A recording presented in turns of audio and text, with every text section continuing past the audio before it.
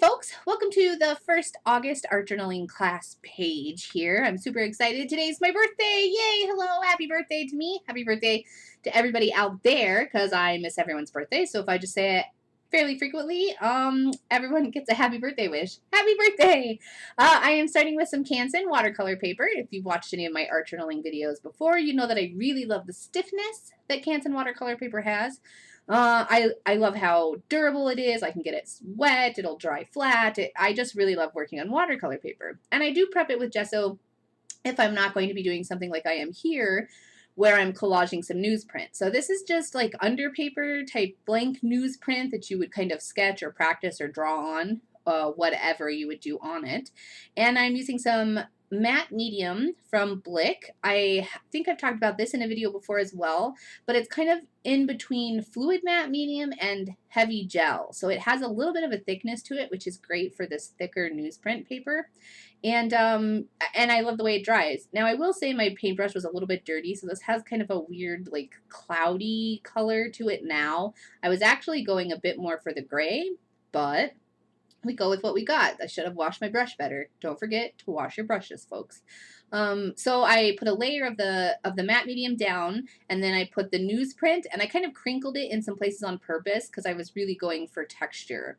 Now I've got a palette knife and some gesso, and you'll see I rotated my page. I rotate my page all the time. Never be afraid to move your page so that it will work better for you.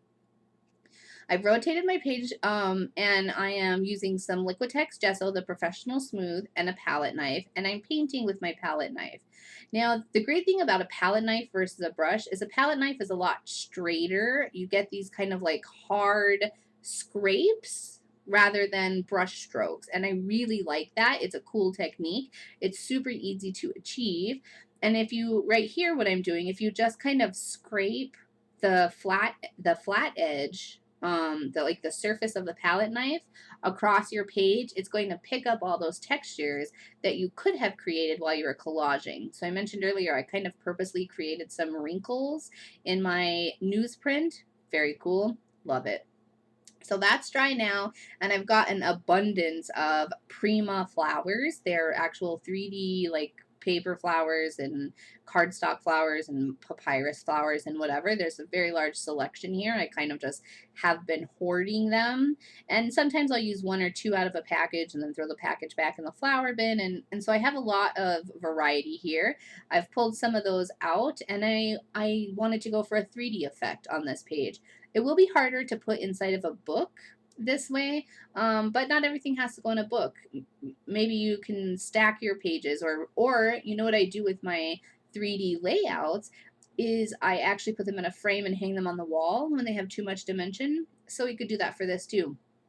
In the end, it'll be sort of a little inspirational piece for us. So I'm using some gesso here, and this is the Liquitex Professional Gesso again. The reason I'm going with this one today is because it's so thin, and it's more liquid than some of the other gessos that I have. I am dipping my flowers directly into the gesso. I really want them super covered. I want to cover up all the color. The thing about using like leftover flowers or items is sometimes the colors don't match. So one of the best ways to help them match or to kind of make them a little more cohesive is to cover them in gesso and then add your own color, or leave them white even. Or you could put some mica powder on them or douse them in glitter or something like that. It doesn't always have to be color. They don't have to be flower colored, right? So I'm covering those in gesso, and I live in Las Vegas, if you don't know. So now I'm going to pop these onto my palette and set them outside so that they'll dry in the sun, and they fairly quickly. You can see here now that I have them back in from outside. Some of them didn't take the gesso as well as some of the others, and the reason is because all of the flowers could be made from different products, different dyes or colorants, and some of the color is leaking through the gesso, believe it or not. So I will go back and fix that. I'll give them a couple more layers, the ones that really need it. But now I am painting again with my palette knife, and I am using now the turquoise color from Dina Wakley and Ranger Inks Heavy Body Paint, the cute little tubes. I love this paint. I usually use this paint to jelly print, but this color of turquoise is so gorgeous that I fairly frequently pull it out for other projects as well. That's what I've done here. And yeah, you can use a heat gun to dry, and that will keep all of your layers permanent before you move on to the next layer.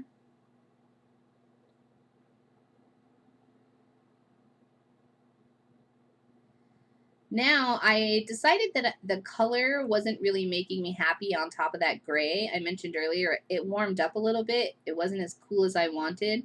So I've gone in now with a white wash, and that's where you take acrylic or gesso and you add like a heavy amount of water to it, and then you just use it to kind of push back. It helps you tone whatever you're working on. So it pushes back that gray color and adds a bit more white to it. It kind of makes it a little milky, and I really like that effect. And then the gray was a lot more pleasing to me. So I decided to do the same thing on the top with the teal color. And I am kind of going for a certain look here. I'm working kind of in a horizon line. And so I've got kind of a sky at the top and kind of ground at the bottom. And then eventually my flowers are going to be kind of like a little bunch of flowers. Oh yeah, I accidentally got that teal on the inside of one of my flowers, so later I'll just go for it. But and here I'm using some golden 3D heavy gesso, or not heavy gesso, I'm sorry, 3D golden heavy gel to glue my flowers down. And I really should have taken a picture where I had my flowers, because I really enjoyed the layout that they had before, but that's all right. Just wing it and they'll turn out fine. And I'm gluing all those down, and I'm putting quite a lot of gel. You don't want it seeping out the edges, but the more contact that the flower has to the paper with the gel in between, the better. So I put those down and I let that dry. I don't always like take the paper away or anything for you to see that. So I did let those dry, and the gel is nice and cured, and they're adhered down now. So you can see here I am going back in with some gesso and really making some of those flowers very white. The third one over from the right, it was brown when I started, and it still had a lot of color peeking through, which certainly was not my intention. So just do a couple layers, heat between each one, and eventually that flower will white out. It might take a while, and I might have to really work at it, but I'm going to get it. And those really small ones that kind of look like little stars, those were purple. They were a dark purple color. So, and maybe that's it too. You know, the darker the color, the harder it is to cover. Of course, like if you were painting your walls or anything like that. The same principles definitely apply to acrylic painting and painting on your artwork. So. Now I've got a script brush. This is by Simply Simmons, but a script brush has a very few bristles and they're very long, so it's kind of wispy and it's great to like write with or work on detail. I'm adding in some stems for my flowers. And I'll tell this to the art journal girls as well in class today, but I didn't add leaves to my flowers. You could do it 2, 3, 4. You could probably do it 100 different ways, but you could either paint some in with the paint and the paintbrush, the script brush, or you could use leaves. Like if you have leftover paper leaves, you could douse those in white or even keep them green or whatever color they are. And you could attach those to your page just like we did with the flowers. You could crochet cute little leaves and adhere those down, or you could cut leaves out of music, like book text, music note paper. You could do a lot of things if you wanted leaves. I did leave mine leafless. It was just a personal choice.